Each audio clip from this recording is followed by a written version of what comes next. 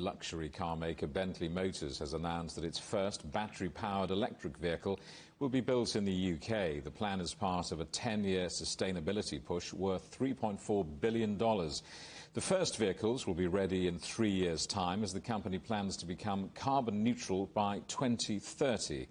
Juliet Mann spoke to the CEO, Adrian Hallmark. I think, first of all, we're the first pure luxury manufacturer that has launched hybrids, and the Bentayga was the first. The Flying Spur is the next car that we're launching with a hybrid powertrain, last week, in fact. The Bentayga, from a standing start, we expected about 15% of sales to be hybrid. Last year, it was over 20, and the vehicle wasn't available for the full year because we launched it in spring. So the customer feedback and the customer pull for electrified powertrains already is fantastic. We're the first there with hybrids, and we're going to be the first there with full battery electric vehicles, and first there with a full portfolio of only electric. So, yeah, we're leading. Well, we've got to talk about your record sales for the second year running. And I know that the United States is your biggest market, but China, a growing customer base there. Yeah, we launched in China in 2002, actually, and the brand has developed incredibly over that 20-year period. We'll be celebrating the 20th anniversary this year, as you can imagine. But yeah, China was within a few tens of sales lower than the US, so they're pretty much exactly the same. And this is fantastic development for us as a business. But the other important thing for the company is that we're balanced. So China is about 24% of our sales, but so is America, and so is Europe, UK combined. And then South Asia and Middle East is about 25, 26% as well. So overall, we have a very balanced portfolio, and China is now a strong fourth pillar of our performance.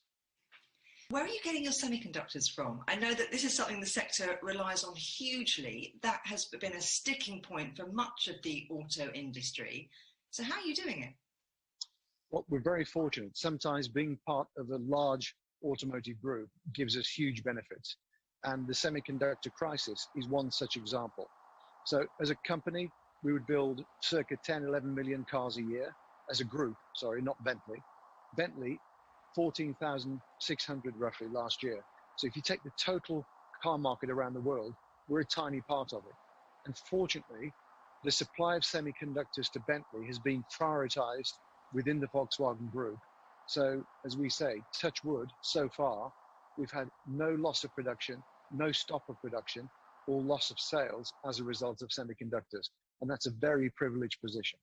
It has been a couple of unprecedented years, big challenges. What might not stop you in your tracks, but hold up the big plan?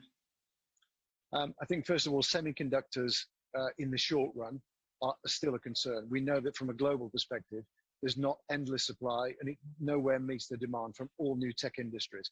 And if we look at the way that our cars will become way more complex in the future, with autonomous capability, more connectivity, and more digital content for the consumer to enjoy on a daily basis, this will even increase demand versus today.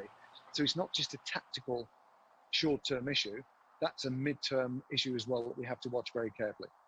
Secondly, if we look at car markets, now, COVID initially had a major negative impact on car markets. The rebound has been incredible. The question is, how long does the rebound continue, and will it normalize again?